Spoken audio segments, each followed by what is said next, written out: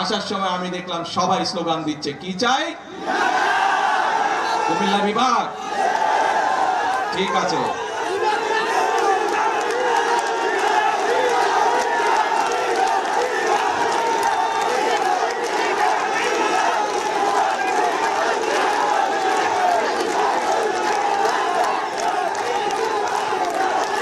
কথা শুনতে হবে তো, কথা না শুনলে কেমন করে হবে? কথা কি বলি শুনতে হবে তো মনোযোগ দিয়ে। এই দাবিটি যদি চিল্লালে লাভ হবে না ভাই, ঠান্ডা মাথায় কথা শুনতে হবে।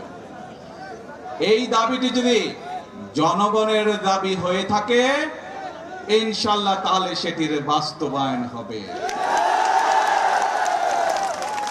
আর আপনারা দেখেছেন দেশ গঠন, সরকার গঠনের পরেই আমরা নির্বাচনের আগে বলেছিলাম সারা দেশে কৃষকদের যাদের কৃষি ঋণ 10,000 টাকা পর্যন্ত আছে সুদ সহ সেই ঋণ আমরা মওকুফ করব যদি আমরা সরকার গঠন করতে পারি। আমরা নির্বাচিত হওয়ার পরে সরকার গঠন করার পরে প্রথম 10 দিনের মধ্যে আমরা সেই জবান রেখেছি বাংলা, এবং সেটি আমরা মওকুফ করে দিয়েছি সরকার থেকে। তার ফলে বাংলাদেশের প্রায় 12 লক্ষ কৃষক, সারা বাংলাদেশে 12 লক্ষ কৃষক এর সুবিধাটি পেয়েছে। 12 লক্ষ কৃষকের সুদ এবং ঋণ দুটোই মওকুফ হয়ে গিয়েছে। প্রিয় ভাই বোনেরা, বাংলাদেশ একটি কৃষি প্রধান দেশ। সমগ্র কুমিল্লা জেলা সহ আশেপাশের জেলাগুলোতে প্রচুর শাকসবজি উৎপাদন হয় এবং অনেক ক্ষেত্রে অনেক শাকসবজি এই এলাকা থেকে বিদেশেও রপ্তানি হয়। আপনাদের একটি দাবি হচ্ছে কৃষি বিশ্ববিদ্যালয়।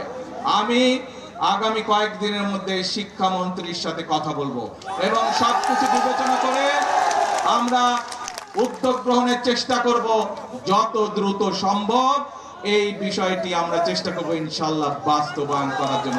কিন্তু কথা একটা আছে, ধৈর্য ধরতে হবে। ধৈর্য ধরতে হবে। বিগত 17 বছর যে স্বৈরাচার ছিল, এই স্বৈরাচার যেমন দেশের মানুষের উপরে অত্যাচার করেছে, নির্যাতন করেছে, গুম করেছে, খুন করেছে, মানুষকে গুলি করে হত্যা করেছে, মানুষকে গুলি করে জখম করেছে, একই সাথে এই দেশের মানুষের অর্থ সম্পদ তারা বিদেশে লুটপাট করে পাচার করেছে, জানেন তো নাকি? কাজেই দেশের মানুষের অর্থ সম্পদ লুটপাট করে পাচার করে দিয়েছে। সেই জন্য এই মুহূর্তে দেশের অর্থনৈতিক অবস্থা চাপের মুখে আছে।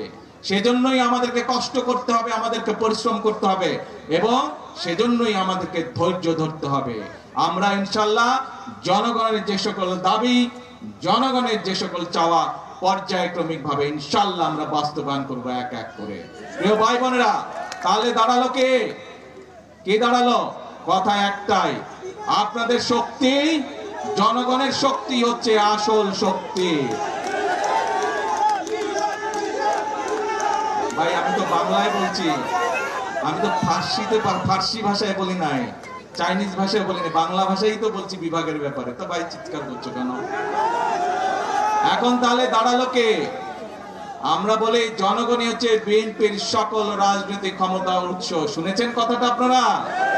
সেজন্যই আপনাদের সমর্থন যদি বিএনপির পাশে থাকে, আপনারা যদি আমাদের পাশে থাকেন, আপনারা যদি সুমনের পাশে থাকেন, আপনারা যদি ইয়াসিন এর পাশে থাকেন, আপনারা যদি বাংলাদেশ জাতীয়তাবাদী দলের পাশে থাকেন, ইনশাআল্লাহ আমরা দেশকে সামনের দিকে এগিয়ে নিয়ে যাব।